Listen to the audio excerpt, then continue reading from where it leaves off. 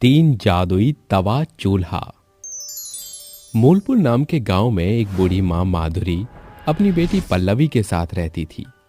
वो बहुत ही गरीब थे और एक टूटी फूटी झोपड़ी में रहा करते थे।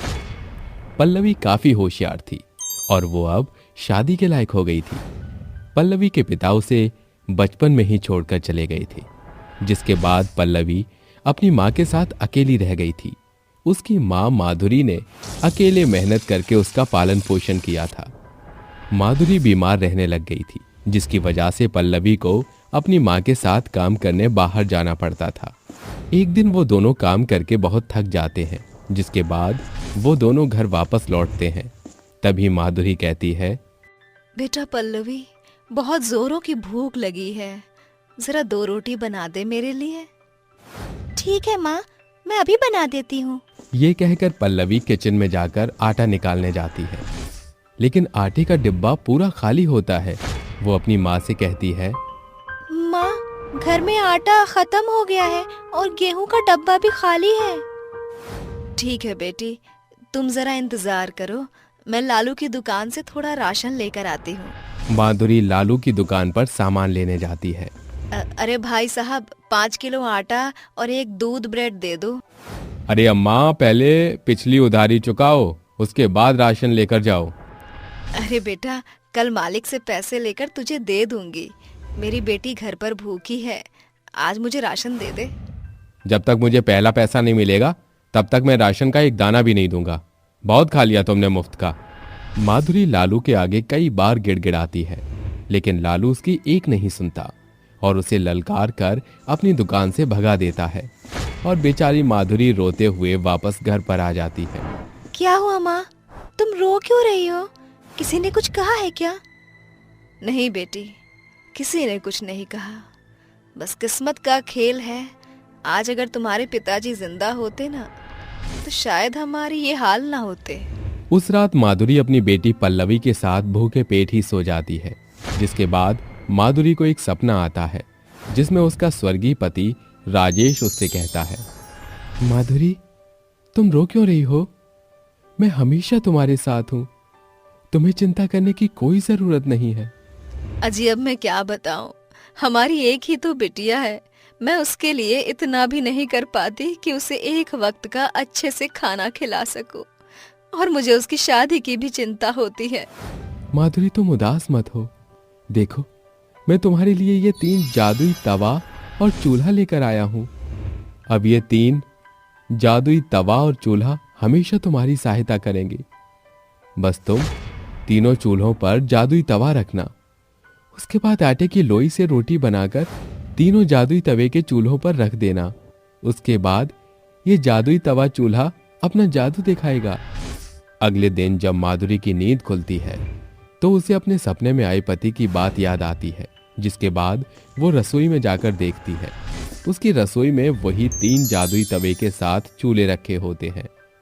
अरे, ये तो हकीकत में 3 जादुई तवे वाले चूल्हे हैं जो मैंने अपने सपने में देखे थे। लेकिन हमारे घर में तो आटा ही नहीं है। अब मैं इनके ऊपर रोटी कैसे रखूं? एक काम करती हूँ, पड़ोस की काकी से थोड़ा आटा मांग लेती हूँ।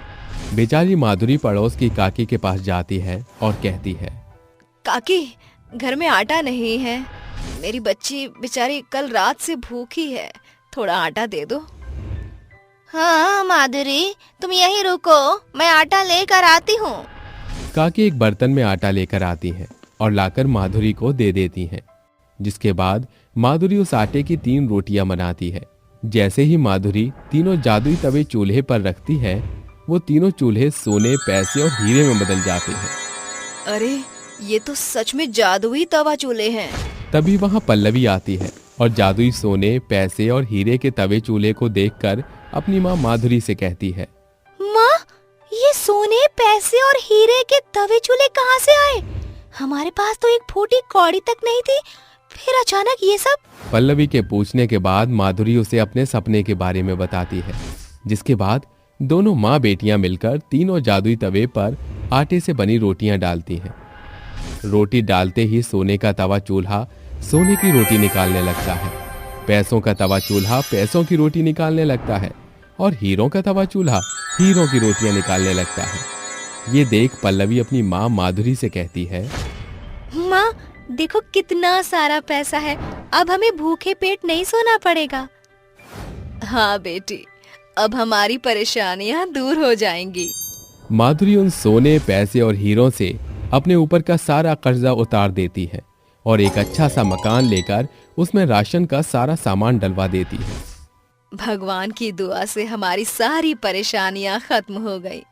अब मैं अपनी बेटी के लिए एक अच्छा सा लड़का ढूंढकर उसकी शादी करूंगी और बहुत धूमधाम से करूंगी। ये सोचकर माधुरी अपनी बेटी के लिए एक अच्छा सा लड़का ढूंढती है और उसका रिश्ता कर देती है। दोनों परिवारों में रस्में शुरू हो जाती हैं और जैसे ही शादी वाला दिन आता है, माधुरी तीनों जादुई तवा चूल्हे के पास जाती है। अब जब मैं इतनी अमीर हूँ तो मैं अपनी बेटी को उसकी शादी वाले दिन पैसा, सोना और हीरे में तोलना चाहती हूँ और उन पैसों को गरीबों में बांट दूंगी। ये सोचकर माधुरी तीनों जादुई तवा चूल्हे पर तवा रखती है, जिसके बाद वे तीनों जादुई तवा चूल्हा अपना रूप बदल लेते हैं। पहला चूल्हा सोने का हो जाता है, दूसरा पैसों में और तीसरा हीरों का चूल्हा बन जाता है और तीनों में से सोना, हीरा और पैसों की रोटियां निकलने लगती हैं। जिसके बाद माधुरी अपनी बेटी पल्लवी को एक तराजू में बिठा देती है और एक तरफ सोना, पैसे, हीरे वाली रोटियां रख देती है। सोना, पैसे, हीरे पल्लवी के वजन से बहुत ज्यादा होते हैं, जिसे देखकर माधुरी बहुत खुश हो जाती है और उन सब को ले जाकर गांव के गरीब लोगों में बांट देती है। ये देख माधुरी का भाई मोहन अपने मन ही मन सोचता है, अरे ये माधुरी इतनी अमीर कैसे हो गई? आखिर इसके पास इतना पैसा आया कहां से? मुझे इसका पता लगाना होगा। उस रात मोहन चुपके से माधुरी के घर जाता है और वो खिड़की से झांक के माधुरी को देखता है, जहां माधुरी 3 कच्ची रोटियां बनाती है और उन्हें प्रत्येक तवे पर डाल देती है। जिसके बाद सोने का चूल्हा सोने की रोटियां देने लगता है, पैसों का चूल्हा पैसे की रोटी और हीरे का चूल्हा हीरे की रोटी देने लगता है। अच्छा, तो ये बात है। माधुरी के पास 3 जादुई तवा चूल्हे हैं, लेकिन अब इन तीनों चूल्हों को तो मैं चुरा लूंगा और फिर मैं बहुत अमीर हो जाऊंगा। यह माधुरी भी मेरे सामने कुछ नहीं होगी। ये सोचकर वो चोरी करने के लिए जाता है। जैसे ही वो पहला चूल्हा उठाता है, वो वहां से गायब हो जाता है। ऐसे ही दूसरा चूल्हा उठाने पर वो भी गायब हो जाता है। अरे, ये चूल्हे गायब क्यों हो रहे हैं? जैसे वो तीसरा चूल्हा उठाता है, उसके हाथ जलने लगते हैं। हे भगवान, ये क्या? मेरे हाथ तो जल रहे हैं। लगता है मेरे लालच का नतीजा है। हे भगवान, मुझे माफ करो, मैं आइंदा कभी लालच नहीं करूंगा। जैसे ही मोहन को अपनी गलती का पछतावा होता है, उसके हाथों की आग अपने आप बुझ जाती है और वो वहां से चला जाता है। गरीब परिवार और जादुई चूल्हा। गोलू रोते हुए अपनी माँ के पास आता है और उनसे कहता है, माँ, मुझे बहुत जोरों से भूख लगी है। माँ, मुझे कुछ खाने को दे दो माँ। अरे बेटा, घर में खाने के लिए कुछ भी नहीं है, मैं तुझे क्या दूं? माँ, ऐसे कब तक चलता रहेगा? हम ऐसे कब तक भूखे रहेंगे? तू चिंता मत कर, मैं कुछ करती हूँ। ऐसा सोचकर ललिता गांव में भीख मांगने के लिए निकल जाती है। ललिता बहुत गरीब होती है, जिसकी वजह से उसकी ये हालत होती है। तभी वो अपनी काकी के घर आती है। काकी, काकी, दरवाजा खोलो काकी, मेरी मदद करो। जैसे ही काकी दरवाजा खोलती है, वो ललिता से कहती है, क्या हुआ? इतनी रात गए, तुम्हें मेरे घर आने की क्या जरूरत पड़ी? ललिता काकी से खाना मांगती है, जिसे सुनकर काकी तुरंत अपने घर में जाती है और बचा हुआ खाना लाकर ललिता को दे देती है। अगर और किसी चीज की जरूरत पड़े तो मुझे बता देना।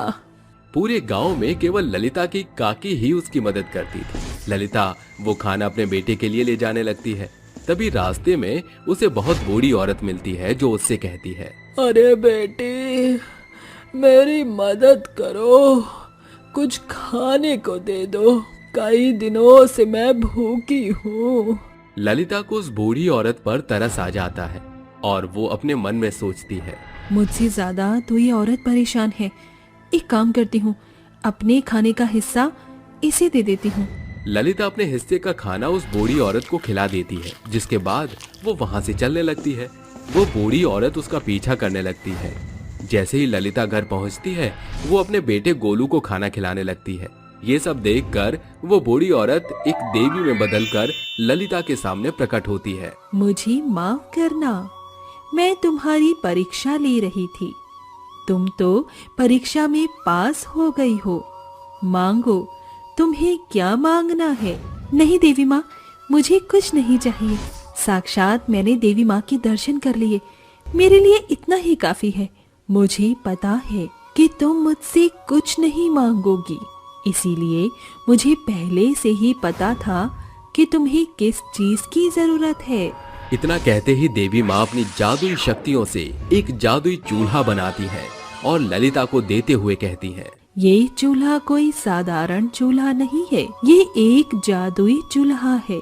जब भी तुम इसके ऊपर कोई बर्तन रखोगी और किसी खाने के बारे में सोचोगी तो उसके अंदर खाना अपने आप बनकर तैयार हो जाएगा। ऐसा कहकर देवी माँ वहाँ से गायब हो जाती है। जिसके बाद ललिता उस चूल्हे को रखकर उसके ऊपर पतीला रखती है और अपने मन में खाने के बारे में सोचती है। आज मेरा हलवा पूरी खाने का मन है। ललिता के इतना कहते ही बर्तन के अंदर से पहले तो पूड़ियाँ बनकर निकलती है और उसके बाद उसके अंदर हलवा बनकर तैयार हो जाता है, जिसे देखकर ललिता हैरान हो जाती है। तभी वहाँ गोलू चला आता है और हलवा पूरी देखकर खुश हो जाता है। अरे वाह, क्या बात है माँ, अभी तो आपने कहा था कि खाने के लिए कुछ भी नहीं है, लेकिन अब इतना सारा हलवा पूरी बना दिया। अरे बेटा, ये तो इस जादुई चूल्हे का कमाल है। ललिता अपने बेटे गोलू को जादुई चूल्हे के बारे में बताती है, जिसके बाद गोलू बहुत खुश होता है। ये तो बहुत अच्छी बात है, अब हम इस जादुई चूल्हे की मदद से गरीब लोगों की भी मदद कर सकते हैं और अपना खुद का एक ढाबा भी खोल सकते हैं। उस समय ललिता और गोलू खाना खाकर सो जाते हैं। अगले दिन जैसे ही सवेरा होता है, ललिता चूल्हे पर बैठकर कहती है, आज मुझे गरीबों को बांटने के लिए दाल चावल चाहिए। ऐसा कहकर वो एक पतीला चूल्हे पर रख देती है, जिसके बाद कुछ ही सेकंड्स में दाल चावल बनकर तैयार हो जाते हैं। ललिता अपने बेटे गोलू के साथ दाल चावल ले जाकर गरीब लोगों में बांट देती है, जिसके बाद वो दोबारा से जादुई चूल्हे के पास आती है और कहती है, गरीब लोगों को तो खाना बांट दिया, अब वक्त है कुछ अपना काम करने का। क्यों ना मैं इस चूल्हे की मदद से अपना खुद का काम खोल लूं? ऐसा कहकर ललिता अपने मन में कई प्रकार के पकवान सोचने लगती है, जिसके बाद वो उस जादुई चूल्हे के ऊपर एक पतीला चढ़ा देती है। देखते ही देखते उस पतीले के अंदर से कढ़ाई पनीर, बिरयानी, सोयाबीन, चाप और आलू, नान जैसा खाना बन जाता है। जिसके बाद ललिता वो सारा खाना गांव के एक ठेले के ऊपर लगाकर बेचना शुरू कर देती है। खाना बहुत स्वादिष्ट होता है, इसलिए गांव वालों की भीड़ लग जाती है। ललिता शाम तक अच्छा खासा कमा लेती है। अरे वाह, आज तो काफी सारे पैसे कमा लिए, अब घर चली जाती हूँ। ललिता घर पहुँचते ही जादुई चूल्हे के पास बैठती है और उसके ऊपर पतीला चढ़ाकर कहती है, आज मुझे तंदूरी चिकन और चावल खाने हैं। ललिता के इतना कहते ही उस पतीले के अंदर से तंदूरी चिकन और चावल बनकर निकल कर आते हैं। जिसके बाद ललिता अपने बेटे गोलू को आवाज लगाती है, अरे बेटा गोलू, गोलू कहाँ पर हो तुम? जल्दी से यहाँ पर आओ।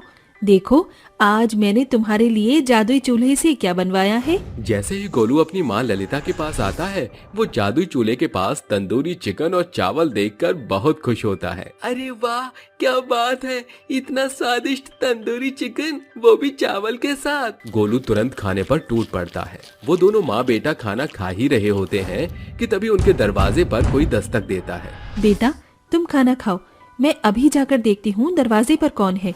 जैसे ही ललिता दरवाजा खोलती है, दरवाजे के सामने एक बहुत ही बुजुर्ग बूढ़ा आदमी हाथ में छड़ी लिए खड़ा होता है। वो बहुत गरीब था और ललिता से कहता है, अरे मैं तुम्हारे आगे हाथ जोड़ता हूँ, कई दिनों से कुछ खाया नहीं है, अगर घर में खाने के लिए कुछ बचा कुचा है तो दे दो। उस आदमी की ये हालत देखकर ललिता की आंखों में आंसू आ जाते हैं, क्योंकि वो आदमी और कोई नहीं, उसका पिता ही होता है। पिताजी, आपकी ये हालत किसने की? अरे क्या बताऊं बेटी, तुम्हारी माँ तो मुझे पहले ही छोड़कर जा चुकी थी और फिर एक दिन तुम्हारे बड़े भैया ने मुझे घर से निकाल दिया। तब से मैं दर दर की ठोकर खा रहा हूँ। तुम्हें ढूंढने की बहुत कोशिश की, लेकिन तुम नहीं मिली। लेकिन ऊपर वाले ने हम दोनों को मिला ही दिया बेटा। ललिता तुरंत अपने पिताजी को अंदर लेकर आती है और उन्हें बैठाती है, जिसके बाद वो जादुई चूल्हे के पास जाती है और रोते हुए कहती है, ए मेरे जादुई चूल्हे, सबसे स्वादिष्ट और अच्छा पकवान मेरे पिताजी के लिए बना।